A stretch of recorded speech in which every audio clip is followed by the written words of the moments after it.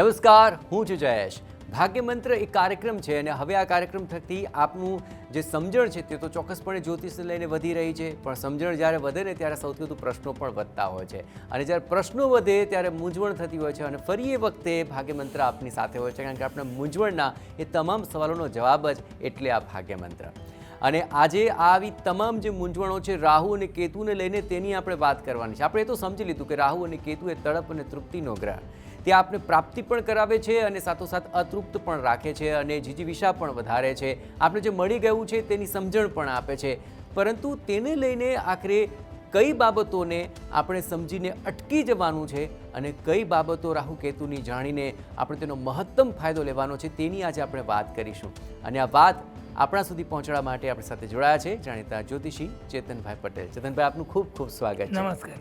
આખરે રાહુ કેતુને લઈને જે સમજણ આપી છે તો ઘણા એવા પ્રશ્નો મનમાં ઉદ્ભવ્યા છે, ઘણા બધા દર્શકોને પણ એવા પ્રશ્નો થયા છે કે રાહુ અને કેતુની આ અલગ અલગ 12 ભાવની અંદર હાજરી અને સામે કેતુની હાજરી, તેને લઈને પ્રાપ્તિ પણ છે, તડપ પણ છે, પણ એ તો જણાવી દો કે આ 12 ભાવની અંદર રાહુ કઈ જગ્યા પર છે તો સૌથી વધુ તો પહેલાં જાળવી લેવાનું છે, કારણ કે જો જાળવી લઈશું આપણી જાતને તો આપણા ભાગ્યની અંદર પણ ચોક્કસપણે એની અસર થશે. અને આપ વારે વારે કહેતા રહ્યા છો કે આપણે એટલે જ જાણવાનું છે કે સમયસર જો જાણી લીધું તો આખરે તેનું નિવારણ થઈ શકે. તો સૌપ્રથમ તો ક્યાં જાળવી જવાની જરૂર છે એવા ભાવ વિશે, રાહુ કેતુની ભાવ વિશે જણાવી દો. રાહુ અને કેતુ, હવે આપણે જાણી લીધું કે ભાઈ રાહુ આપણને જરૂરિયાત કરતાં વધારે આપી દે એટલે આપણને એની કદર નથી. કઈ જીવનની એવી બાબતો છે કે જેની આપણે કદર કરવી બિલકુલ અનિવાર્ય છે, અન્યથા એ જરૂરી ચીજ આપણી જોડેથી જતી રહે ત્યારે આપણને એ જીવનમાંથી ખૂટે છે. ચોક્કસ એવું કહે છે રાહુ અને કેતુ આપણે કંઈ ત્યાગવા આવ્યા છીએ અને કંઈ મેળવવા આવ્યા, પણ એવી વસ્તુ ના ત્યાગી દઈએ કે જેની હજુ આપણને આ લાઈફ જીવવામાં કઠિનાઈ પડે, એ જતી રહેતો. એવું પણ લોકોના જીવનમાં બન્યું છે, ભલે 2, 4, 5, 15 વર્ષ માટે બન્યું, પણ બન્યું છે. હવે આવું ક્યાં ક્યાં બની શકે? જ્યોતિષશાસ્ત્ર એના જ માટે જાણવાનું છે કે આપણા ભાગ્યમાં કંઈક એવું લખ્યું છે કે ખરેખર એ ના થવું જોઈએ. આપણે આજે એવું માનીએ તો આપણે એને રોકી શકીએ, એને લાંબુ ટૂંકું કરી શકીએ, એટલે વહેલું મોડું કરી શકીએ, નાનું મોટું કરી શકીએ. આવું થાય પણ ઓછામાં ઓછી માત્રામાં થાય, જે આપણને નુકસાનકારક લાગે. એટલા માટે જ માર્ગદર્શન લેવાનું છે. હવે એટલું જાણી લો, તો ધન સૌથી પહેલી બાબત છે જીવનની, ધન. એવા બહુ બધા મહાત્માઓ હશે, બહુ બધા ગુરુઓ હશે, બહુ બધા જ્યોતિષ પણ હોઈ શકે અને બહુ બધા લોકોના કાર્ય કરવાવાળા લોકો પણ હોઈ શકે અને બહુ વધારે પડતી ઈમાનદારીથી કાર્ય કરવાવાળા કોઈ ઓફિસમાં કામ કરવાવાળા એમ્પ્લોય પણ હોઈ શકે અને બહુ મોટા વ્યવસાયી કે વેપારી પણ હોઈ શકે કે એવું વિચારે કે જે મળે તે લઈ લઈશું આપણે, કારણ કે એના માટે જ નથી. આવે પૈસાની બાબત આવે, જેની કુંડળીમાં બીજે રાહુ છે ને એ કિંમતી ચીજો વહેંચી દે કે વેચી દે પણ કિંમતની પરવા નથી કરતો, તો ચીજો વેચાઈ જાય કે વેચાઈ જાય છે પણ ધન આવતું નથી. અને કેટલી વાર આપણે એવું જીવનમાં જોયું છે જેમની જોડે કથિર છે, સોનું પણ નથી અને એ સોનાની કિંમત ઉપજાવી લે છે. ભાઈ આ બંને વસ્તુ વિરોધાભાસી છે. સોનું વેચે છે એ સોનાની કિંમત નથી લેતું, તેવા કોણ લોકો છે? તો કે રાહુ બીજે છે, એ પૈસાને મૂલ્ય નથી આપતો. તો પૈસો ચીજ એવી છે કે જીવન જરૂરિયાતમાં આજે નહીં તો કાલે એની બિલકુલ મોટી જરૂર છે, તો હોય એ જતો રહે છે અને આવનાર છે એની કિંમત નથી. તો એવા લોકોને પૈસાની ખેંચ પડી શકે છે. ક્યાં સુધી કે જાણી ના લે કે રાહુ આવું ફળ આપે છે બીજે. એટલે પૈસાની વેલ્યુ કરવાની, પૈસાનું આયોજન કરવાનું છે. પોતાની ચીજ જે વેચે છે કે વહેંચે છે તેના અનુરૂપ મૂલ્ય લેવાનું છે. રાહુ આવું કરવા ભલે આવ્યો હોય કુંડળીમાં, પણ આપણે આ વસ્તુ આટલી જ માપમાં કરવાની કે આપણા ઘર, પરિવાર, કુટુંબ એના આયોજન માટે આપણે પ્લાનિંગ કરવાનું કે આપણા પોતા માટે. જે નથી કરતા એમની કુંડળીમાં બીજે રાહુ છે. જીવનમાં એવું કે નહીં જાગે ત્યાં સુધી પૈસાની ભયંકર ખેંચ હોય, છતાં પૈસા આવે જ જાય મોટી ક્વોન્ટિટીમાં, પણ ઝીરો થઈ જ જાય. આવું જેટલા બધા લોકોના જીવનમાં બને છે. આ જાગી જવાનું છે. જો બીજે રાહુ લખ્યો છે, પૈસાનું પ્લાનિંગ કરો, ઇન્વેસ્ટમેન્ટ કરો, પોતાની કિંમત લો વસ્તુની કે ચીજની કે સેવાની. નથી લેવી ભલે એને મૂકી રાખો, તમારે ના વાપરવી હોય તમારા પરિવારને સોંપી દો. એટલે તમે પ્લાનિંગ નથી કરતા તો અન્ય મિત્રને, સલાહકારને કે ઘરમાં કોઈને સોંપી દો. આપણામાં બધા જ ગુણો એ જરૂરી નથી. જ્યોતિષ એટલે જાણવાનું છે. જો બીજે રાહુ છે, પૈસાનું આયોજન તમે નહીં કરી શકો અથવા કિંમત કરતાં થઈ જાઓ તો થશે, અને મૂલ્ય પણ મોટું મળશે, મોટી આવકો થશે અને જીવનમાં મોટા ધનથી બનાશે. આપણે વેલ્યુ કરીશું તો. એટલે આ ખાસ જાણવાનું છે ધનની બાબતમાં રાહુથી. બીજે જેને રાહુ છે, જીવનની હું 3 બાબતો એટલી મોટી જણાવી દઉં કે જો એટલું પણ કરી લીધું ને રાહુથી તો બચી જવાય. બીજી વાત કે આપણા સાથીદાર, આપણા પતિ હોય કે પત્ની હોય, હવે જો કુંડળીમાં 7મા ભાવે રાહુ છે, આપણને જરૂરિયાત આપણી એવું કહેવાય કે આપણું જે ભાગ્ય, નસીબ, જરૂરિયાત કે લાયકાત એ બધા કરતાં સારા મળેલા જ હોય, અને છતાં પણ આપણે તેમનાથી ઉભેલા રહીએ કે આપણને એમની કદર ના હોય. આપણને એમ થાય કે હશે હવે એમ, તો એવું કે સારું હોય એ સુખ જતું રહે. એટલે સારામાં પણ સુખ નથી મળતું. તો આ વસ્તુ ના કરશો અને તેમની કિંમત કરો ને તે ભોગવો. એકબીજાને જે આપવા આપણે જોડાયેલે એ આપો. આવી રીતે ચાહે પતિ પત્ની હોય, કોઈ આપણી કંપની હોય કે આપણો ભાગીદાર હોય, એની કદર કરો કે આપણી કંપની આપણને જેટલું આપે છે, જે મળે છે એ ખૂબ છે. અન્યથા એવું થાય છે કે બહુ બધું મળવા છતાં આપણે સામેની કદર નથી કરતા, ત્યારે આપણી જોડેથી જતું રહે છે, અન્યના હાથમાં પહોંચી જાય છે. બહુ બધા હોદ્દા, તકો અને બધું મળેલું હોય, લોકો નીચે આવી ગયા છે.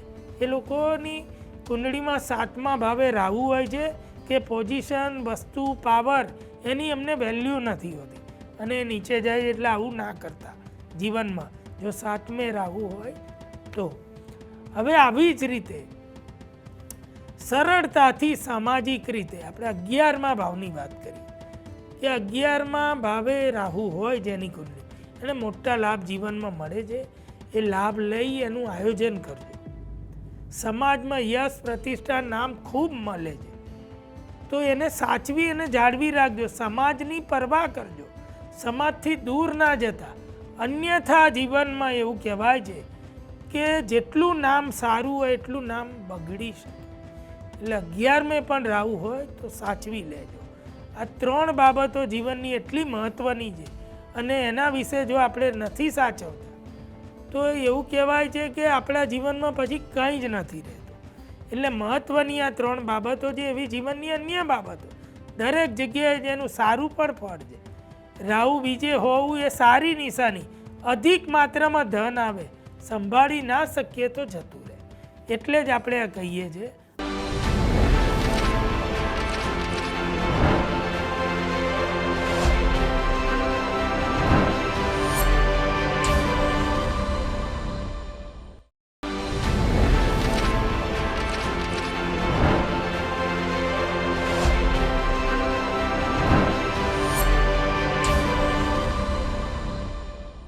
રાહુની આ બાબતો તો આપણે જાણી લીધી કે જો આ સ્થાન પર બીજે રાહુ, 7મે રાહુ, 11મે કે 12મે રાહુ છે તો આપે જાળવી જવાની જરૂર છે, સંભાળી લેવાની જરૂર છે. પણ એવી જ તબક્કે કેતુની પણ વાત કરી લઈએ.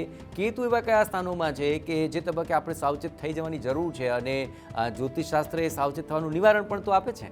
સાચી વાત છે. હવે કેતુ, જો કેતુની માટે એવું કહ્યું સૌથી પહેલું 7મા ભાવે કેતુ હોય ને એટલે એવું કે પતિ અથવા પત્ની તેને સંતોષ નથી, સારા ના હોય એવી કોઈ વાત નથી. કુંડળી એવું બતાવે 7મે કેતુ છે તો સામેવાળા પાત્રથી અસંતોષ છે, એટલે તેની ખામીઓ જ કાઢ્યા કરે કે મારા માટે તમે આ નથી કર્યું, આ નથી કર્યું, આ નથી કર્યું. અને જ્યારે એકબીજાના દાંપત્ય જીવનમાં આવું આવે છે તો તો કંકાસ વધી શકે, ઘર્ષણ વધી શકે, ઘણીવાર છૂટા પણ પડવું પડે. તો આપણે ઘણીવાર કુંડળીમાં કહીએ કેતુનો દોષ છે એટલે છૂટા પડે છે, પણ એનું રીઝન આ છે કે કેતુ સારું હોવા છતાં એની ખામી કાઢ્યા કરે. એટલે એવું જીવનમાં અહીંયા 7મે કેતુ હોય એને મળે છે. ખૂબ સારા પતિ કે પત્ની હોવા છતાં આપણને તે બિલકુલ સારા નથી લાગતા અને તેની ખામી લાગ્યા કરે. અને હજુ વધુ સારા, સોનાથી વધુ સોનું આપણે જીવનમાં શોધ્યા કરીએ. આવું બીજી એક વાત કહી દઉં કે ઘણા છોકરાઓ એવા છે કે જે પોતાના માટે પત્ની શોધી રહ્યા છે. તો બહુ બધી કન્યાઓ જેણે જોઈ હોય ને, 100 કન્યા જોઈ હોય એવા કેટલા બધા છોકરાઓને હું મળેલો હતી એમની કુંડળી. તો ઘણીવાર એવું કહેવાય 50-60% લોકોની કુંડળીમાં કેતુ 7મે. સામેવાળું પાત્ર ગમે તેટલું સારું હોય ને તો એ ગમે તે 2 ભૂલ તો અંદરથી કાઢી લે કે એની જોડે આ નથી, એની જોડે આ નથી, એટલે એને ગમે જ નહીં. એટલે અમે ઘણીવાર એવું કહીએ ભાઈ આટલા બધા છોકરા કે છોકરીઓ જોઈ છે તો કેતુ 7મે હોઈ શકે છે. એટલે આ પણ એક કારણ છે. એટલે થોડું સમજી લો, જાણી લો કે આ કેતુ શું કરાવે. એટલે આનાથી બચી લેશો તો સારા સુખને પામી શકો. એટલે જોબ કરતા હોય તો કંપની સારી હોય છતાં તમને એ ના ગમતી હોય, એ તમારી ભૂલ છે, એ જણાવે છે આ કેતુ. આવી જ રીતે પાર્ટનર સારો હોય છતાં પણ આપણે તેની ઉણપ કાઢીએ તો એ આપણું કામ કે વેપાર ચાલી નથી શકતો. પાર્ટનરશિપ સારી નથી ચાલતી, આખરે છૂટા પડવું પડે. એટલે ના થાય એના માટે કેતુ 7મે હોય તો સમજી લે. કેતુનું 6ઠે હોવું પણ ખતરનાક છે કે આપણને લડાઈ ઝઘડાની ઉત્સુકતા વધારી દે છે. એટલે તકરાર કરવાનું, કોઈની જોડે વાદ વિવાદ કરવાનું આ લોકોએ ટાળવું જોઈએ જેની કુંડળીમાં કેતુ 6ઠે છે. એટલે આ પણ એક બિલકુલ જાણવાની બાબત છે. અને આવી જ રીતે કેતુની વાત કરી છે કે કેતુ ભાગ્ય ભાવમાં હોય 9મા ભાવમાં તો એને પણ એવી તડપ હોય છે કે મારું ભાગ્ય બરોબર સાથ નથી આપતું. ભાગ્ય સારું જ હોય છે પણ એવું ભાસે છે. એટલે એ લોકોએ પણ માની લેવાનું છે કે ભાગ્ય સારું છે પણ આપણને એવું જ દેખાય છે. બિલકુલ. તો આજે અમે તમને એલર્ટ કરવા માટે આવ્યા છીએ અને એલર્ટ ક્યાં ક્યાં થવાનું છે રાહુ અને કેતુને લઈને તે તો અમે આપણે જણાવી દીધું, પરંતુ આ રાહુ અને કેતુના ફાયદા પણ છે. આખરે આ રાહુ અને કેતુ એવા કયા ભાવની અંદર હોય તો તેનો મહત્તમ ફાયદો ઉઠાવી લેવો જોઈએ એ તમામ દર્શકોને જણાવી દો. બહુ સાચી વાત છે, આ જાણી લેવાનું છે. જો રાહુ અને કેતુ, એક તો પહેલાં એટલું જાણી લો કુંડળીના 12 ભાવમાં એવું કહેવાય કે એ એની લાક્ષણિકતા છે એવું ફળ આપે છે. શુભ છે કે અશુભ છે એ અલગ વાત છે. જો અશુભ ભાવ છે તો એની અશુભતા રાહુ વધારી શકે છે. કેતુ પણ અશુભતામાં અતૃપ્તિ ઊભી કરીને અશુભતા વધારી શકે. બસ આ જ જાણી લેવાનું. હવે રાહુ ધારો કે બીજે છે કોઈની કુંડળીમાં, એનો ફાયદો શું ઉઠાવાય કે તમારી જોડે ખૂબ મોટા પૈસા આવવાના, સરળતાથી આવવાના છે. તો એનું આયોજન કરો, પ્લાન કરો. તમે નથી સાચવી શકતા, તમે કોઈને સોંપી દો, કોઈ જગ્યાએ ઇન્વેસ્ટ કરી દો, પતિ પત્ની કે દોસ્ત મિત્ર કે દીકરી દીકરા કોઈના પણ નામે, તો એ સચવાશે અને વધશે. એટલે આવે છે તો તમારું કામ નથી એને આયોજન કરવું, કારણ કે તમને એની કિંમત રહેવાની નથી. કારણ કે કેતુ અહીંયા છે, અરે રાહુ બીજે છે. આવી જ રીતે જમીન જાયદાદ પ્રોપર્ટી તમને ખૂબ સારી મળવાની છે, જમીન મકાન બધું, એ રાહુ ચોથે છે. તમે એની કિંમત નહીં કરો તો એટલું રહેવાનું નથી, ટકવાનું નથી. તો જાણવાનું છે ચોથે રાહુ છે, આપણે સાચવી લેવાનું. તો આપણા નામે નહીં કરતા આપણે દીકરા દીકરી પતિ પત્ની કોઈની પણ જોડે આયોજન તેનું કરાવી શકીએ છીએ. માતા સારી જ હોય એ ચોથે રાહુની નિશાની છે, છતાં પણ અણગમો આપણને ઊભો થાય એ આપણો ભ્રમ છે, એ આપણે માની લેવાનું. આવી જ રીતે આપણે એનો ફાયદો ઉઠાવવાની બાબત આવે તો ભાઈ રાહુ સમજો જેની કુંડળીમાં 9મા ભાવે છે, 9મો ભાવ ભાગ્યનો ભાવ, ઉજ્જવળ ભાગ્ય આપે છે. તો જીવનમાં જ્યાં જ્યાં ભાગ્ય લગાવવાનું હોય ને, કે ભાગ્યથી મળવાનું ધન હોય, ભાગ્યથી જીવનમાં કંઈ પ્રાપ્ત કરવાનું હોય ને, એવા કાર્યો કરવાના છે, એવા વ્યવસાયમાં લાગવાનું છે, એવી રીતે કરવાનું છે અને પૂરી શક્તિથી કાર્ય કરવાનું. નસીબ એવું કે કુદરતી નૈસર્ગિક સારાની નિશાની છે એ 9મા ભાવે રાહુ, એટલે કુદરતી સારું ભાગ્ય. વિદેશ જાઓ અત્યંત સફળ થવાય. એ 9મે જેને રાહુ હોય એટલે આપણને એવો સમય એવું લાગે કે વિદેશમાં વેપાર કરવો, વિદેશ જવું, વિદેશ જોબ કરવી સરળતાથી કરવું જ જોઈએ. જેને અહીં નથી કંઈ તો ત્યાં કરવું જોઈએ અને બહુ મોટો લાભ મળે છે. આવો લાભ ઉઠાવવાનો છે જીવન. શેર સટ્ટા કે અન્ય રીતે આપણે કે કોઈ રોકાણો કરી મોટા પૈસા કમાવા છે, જમીન મકાન કે અન્ય વસ્તુઓમાં, તો 11મા ભાવે જેને રાહુ છે એને મોટા ધન લાભો થાય. બસ ખાલી તેમણે કરવાના છે ને સાચવવાના છે. આવી રીતે આ રાહુનો લાભ આપણે મોટો આપણે ઉઠાવી શકીએ છીએ જીવનમાં. હવે કેતુની વાત આવી. કેતુ ક્યાં મોટો લાભ કરાવે? તો કે બીજા ભાવે કેતુ હોય ને જબરજસ્ત તડપ આપે. તો તમારે એનું કામ કરવાનું છે, બેસી નથી જવાનું, તક ઊભી કરવાની છે, પૈસા કમાવાની. કારણ કે તમારો એ મેન એમ છે. તો એના માટે એકથી વધારે કાર્ય કરો. આવી રીતે કેતુનું ફળ મેળવી શકાય.